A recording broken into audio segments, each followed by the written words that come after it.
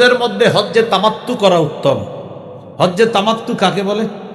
এক, হজে যাবেন, সফরে যাবেন, যাওয়ার পর ইহরাম পরে উমরা করবেন, উমরা করার পর ইহরাম খুলে ফেলবেন, মানে উমরা করার পর আপনি ইহরাম খুলে ফেলবেন, হালাল হয়ে যাবেন, মাথা মুন্ডন করবেন, বাস উমরা শেষ। আপনি এখন হালাল হয়ে পাঞ্জাবি পায়জামা পরে টুপি পরে আপনি আবার আগের মতো হয়ে যাবেন। এরপর হজের আগে আবার নতুন করে ইহরাম করবেন। এটাকে বলে হজ্জে তামাত্তু। কি বলে এটাকে? হজ্জে তামাত্তু। একই সফরে দুই ইহরামে উমরা করা, হজ করা। এক ইহরামে উমরা করা, ইহরাম আবার খুলে ফেলে নতুন করে ইহরাম পরে আবার হজ করা। এটাকে কি বলে? হজ্জে তামাত্তু। এটা নবীজি তার পরিবারকে ওসিয়ত করে গেছেন। হাদিসের একটা কিতাব আছে, নাম সহিহ ইবনে হিব্বান। এই কিতাবের 3962 নম্বর হাদিস। এই হাদিসের মধ্যে আছে, قال رسول الله صلى الله عليه وسلم يا آل محمد صلى الله عليه وسلم من حج منكم فليهل بعمرة في حجة। তোমাদের মধ্যে যারা হজের নিয়ত করবে সে যেন এক সফরে উমরা এবং হজ করে, অর্থাৎ উমরা করবে, উমরা করার পর হালাল হবে, হালাল হওয়ার পর আবার হজের ইহরাম পরবে, এরপর হজ করবে। এটাকে বলে হজ্জে তামাত্তু। এই যে এখন যারা গেছে সৌদি, তাদের বেশিরভাগ হজ্জে তামাত্তু, কারণ অনেক আগে চলে গেছে। আরেকটা আছে হজ্জে কিরান। হজ্জে কিরান মানে একই ইহরাম, ওই সাদা কাপড়টা পরে উমরাও করবে, ওই কাপড়ে আবার হজ করবে, ওই একই কাপড়ে একই ইহরামে উমরাও করবে আবার হজও করবে। বাকি এটা কখন উত্তম? এটা হলো আপনি শেষের দিকে হজে গেলেন, যেমন হজের বাকি আছে আর 3 দিন 4 দিন, এই মুহূর্তে আপনি সৌদি চলে গেলেন, এহরাম পরে আপনি উমরা করলেন, উমরা করার পর এহরাম আর খোলা যাবে না, ওই এহরাম দিয়ে 2-3 দিন পরে আবার হজ শুরু, ওই এহরাম দিয়ে আপনি হজ করবেন। এটাকে বলে হজ্জে কিরান। কি বলে এটাকে? হজ্জে কিরান। হ্যাঁ, আর একটা আছে হজ্জে ইফরাদ। আর যাই হোক, হজ্জে তামাত্তু, হজ্জে কিরান, এই দুইটাই আপনাদের জন্য সহজ হতে পারে, আমাদের জন্য সহজ।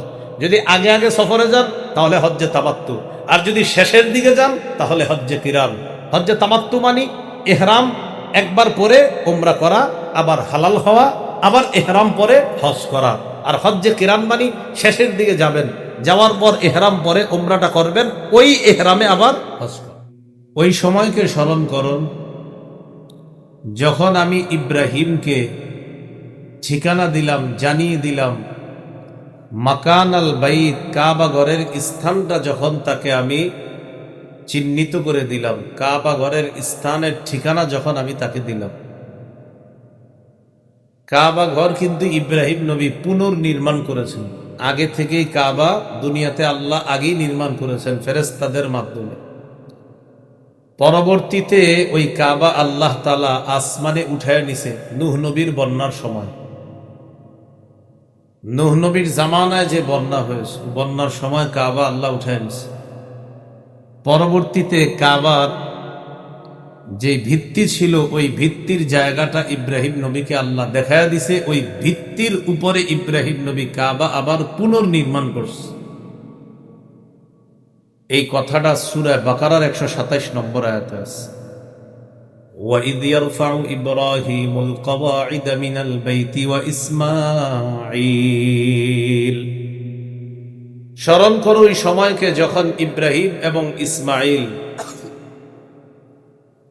কাবাগরের ভিত্তিকে তারা যখন উঁচু করলেন, কাবাগরের ভিত্তিটা যখন উঁচু করলেন ইব্রাহিম নবী এবং ইসমাইল, অর্থাৎ পুনরায় আবার কাবা নির্মাণ করলেন, তখন বাবা আর ছেলে আল্লাহর কাছে বললেন, রব্বানা তাকাব্বাল মিন্না ইন্নাকা আনতাস সামিউল আলিম।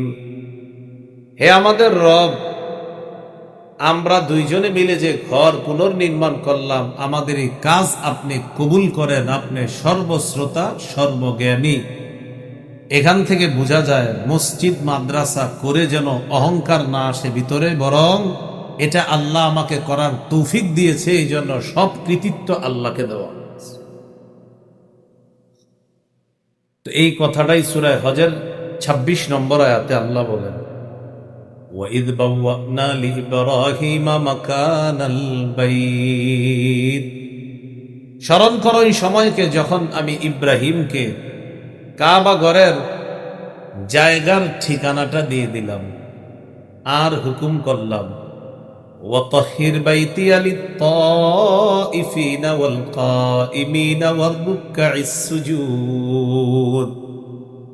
আমি হুকুম করলাম ইব্রাহিম আমার এই ঘর পবিত্র করেন, লিত্তাইফিনা যারা ঘর তওয়াফ করবে, ওয়াল কাইমিনা যারা কাবার সামনে নামাজ পড়বে, ওয়ার রুকআ যারা রুকু করবে, ওয়াস সুজুদ যারা সেজদা করবে, তাদের জন্য কাবা ঘরটা আপনি পবিত্র করবেন।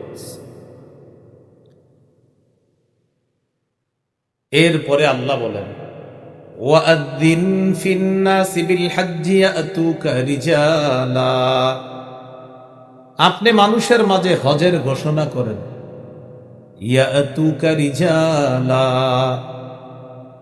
তারা যেন এই কাবার কাছে হেঁটে হেঁটে হজ করার জন্য আসে, নিকটবর্তী যারা তারা আসবে হেঁটে হেঁটে।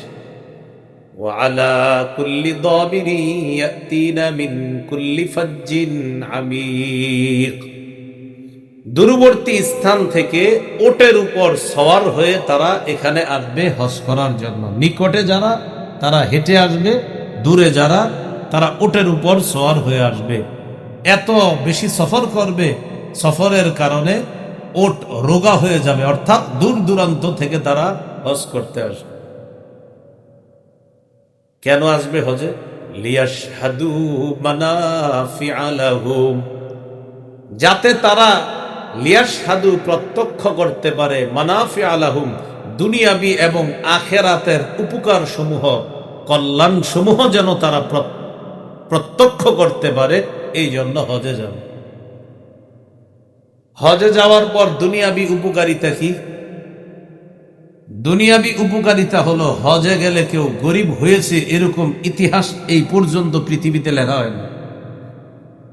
একটা মানুষ সারা জীবন সঞ্চয় করে হজে গেছে, সারা জীবনের সঞ্চয় করে হজে যাওয়ার পর এই লোক আসার পর গরিব হয়েছে এমন ইতিহাস এখনো লেখা হয়।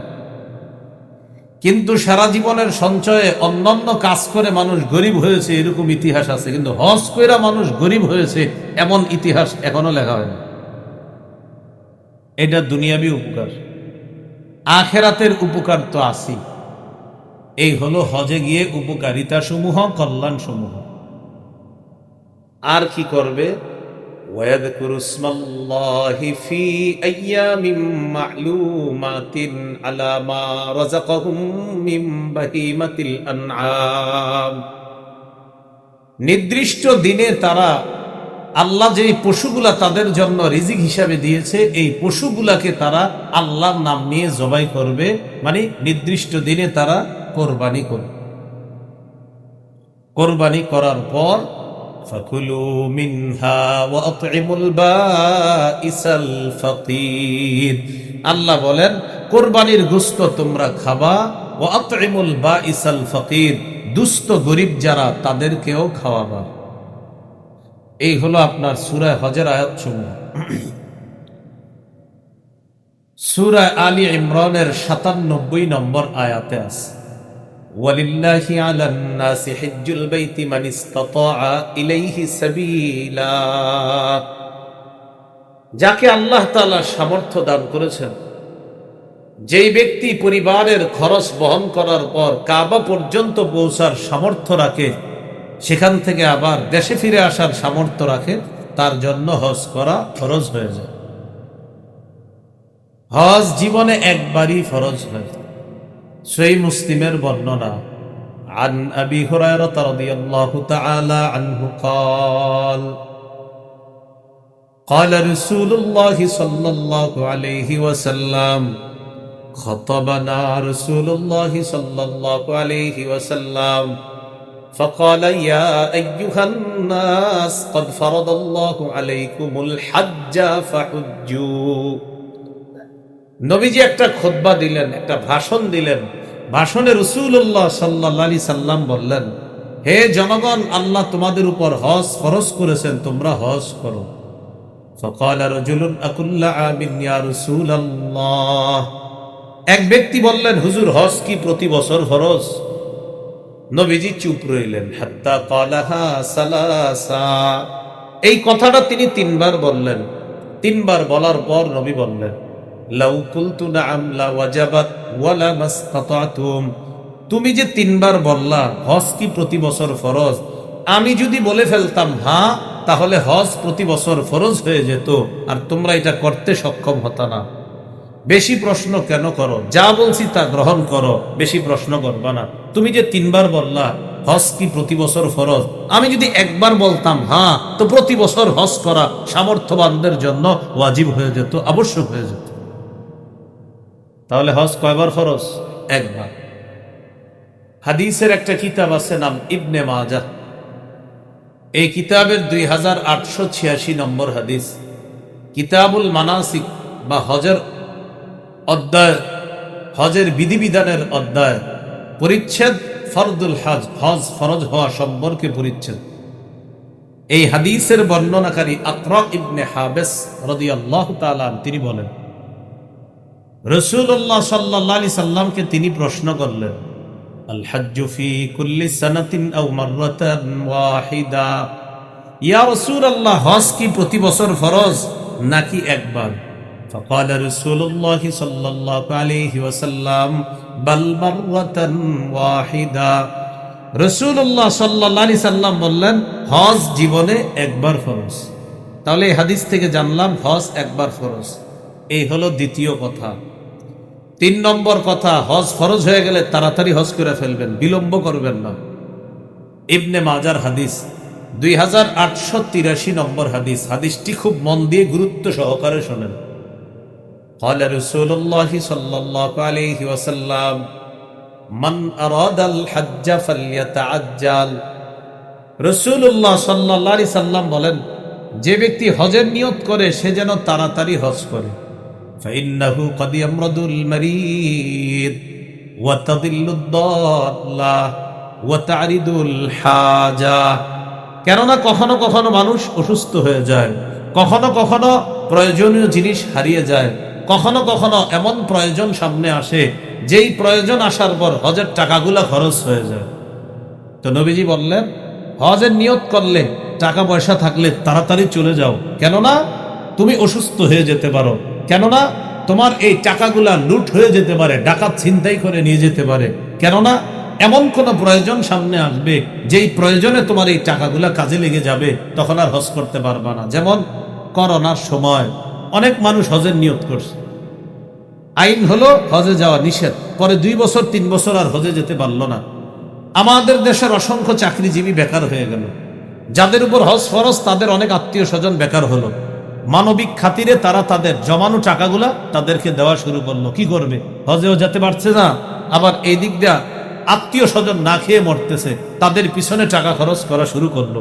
এখান থেকে বোঝা যায় প্রয়োজন যে কখন সামনে আসবে এটা আমাদের কারো জানা নাই।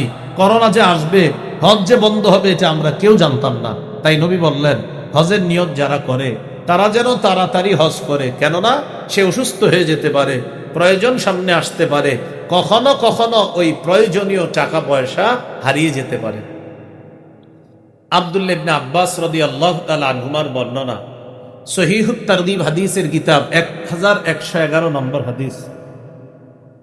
আব্দুল্লাহ ইবনে আব্বাস রাদিয়াল্লাহু তাআলা আনহুমা বলেন, তাআজ্জালু ইলাল হজ্জি ইয়ানি আল ফরিদা। তোমরা হজ তাড়াতাড়ি আদায় করো, অর্থাৎ ফরজ হজ তোমরা তাড়াতাড়ি আদায় করো। যাদের সামর্থ্য আছে আল্লাহ দ্রুত হজ করার তৌফিক দান করেন। এগুলো 3 নম্বর কথা। 4 নম্বর একটা কথা শোনেন। হাদিসের কিতাব সহিহুত তারগীব 1166 নম্বর হাদিস। এই হাদিসের বর্ণনাকারী আবু সাঈদ খুদরি রাদিয়াল্লাহু তাআলা, তিনি নবীর থেকে বর্ণনা করেছেন, নবী আল্লাহর থেকে, মানে এটা হাদিসে কুদসি। আল্লাহ তাআলা বলেন, ইন্না আবদান কদ সাহহাহতু লাহু জিসমা। আমি আমার কোন বান্দাকে সুস্থ রাখলাম, ওয়া ওয়াসসাতু আলাইহি ফিল মাঈশা। তাকে আমি প্রচুর টাকা পয়সা দান করলাম, আমি তাকে সামর্থ্যবান বানাইলাম। আমার এক বান্দাকে আমি সুস্থ রাখলাম, তাকে আমি সামর্থ্যবান বানাইলাম। ইয়ামজি আলাইহি খামসাতু আওয়াম। 5 বছর হয়ে গেছে সে হজে আসে না, আমি ডাকি সে হজে আসে না, আমি তার টাকা পয়সা দিছি, আমি তার শরীরটাও সুস্থ রাখছি, সে হজে আসতে পারে। এইভাবে কয় বছর হয়ে গেছে? 5 বছর আসে না। বান্দা আসো, আসে না। পরের বছর আল্লাহ ডাকে আসো, আসে না। পরের বছর আল্লাহ আবার ডাকে আসো, আসে না। এইভাবে 5 বছর। লামাহরুম, এইভাবে যে ব্যক্তি টানা 5 বছর হজ না করবে টাকা পয়সা থাকার পরেও, আল্লাহ বলেন সে হতভাগা, সে বঞ্চিত, সে মাহরুম। তাহলে যাদের উপর হজ ফরজ, দ্রুত হজ করা দরকার।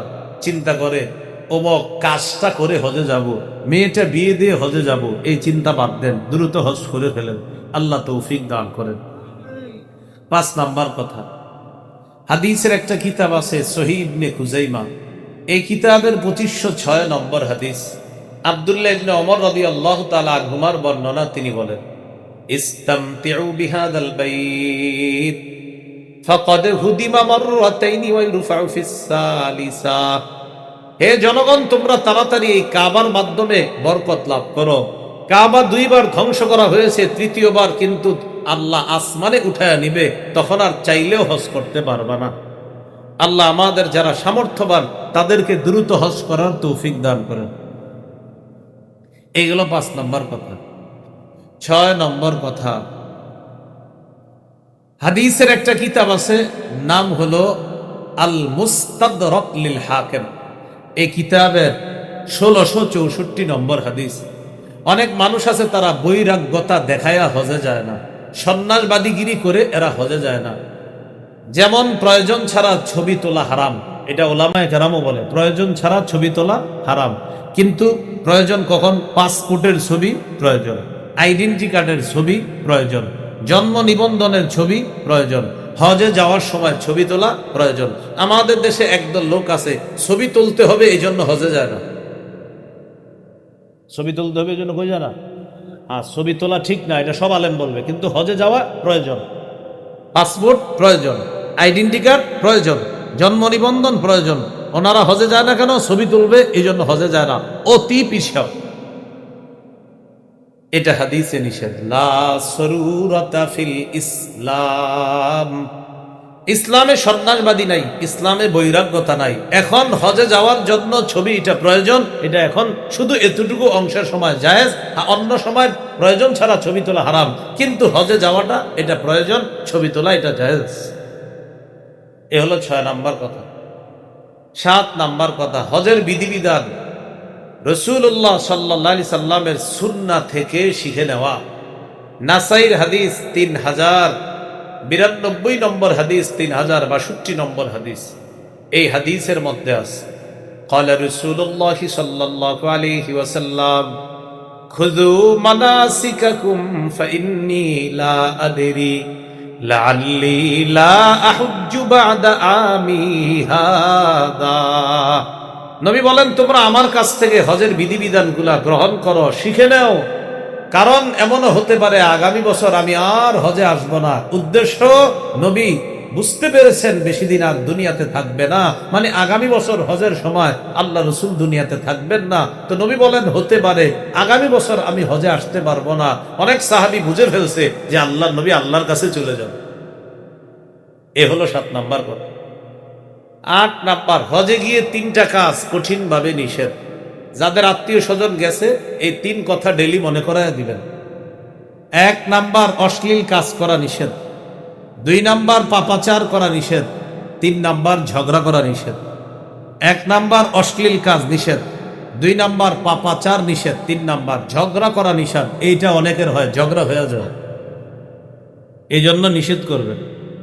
সূরা বাকারা 197 নম্বর আয়াতে আল্লাহ বলেন, ফামান ফারাদা ফীহিন্নাল হাজ্জা ফালা রাফাসা ওয়ালা ফুসুকা ওয়ালা জিদালা ফিল হাজ।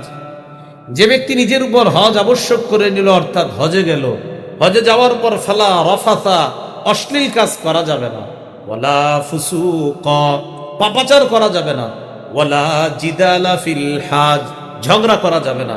এই 3 কাজ হজে কঠিনভাবে নিষিদ্ধ। 9 নম্বর কথা,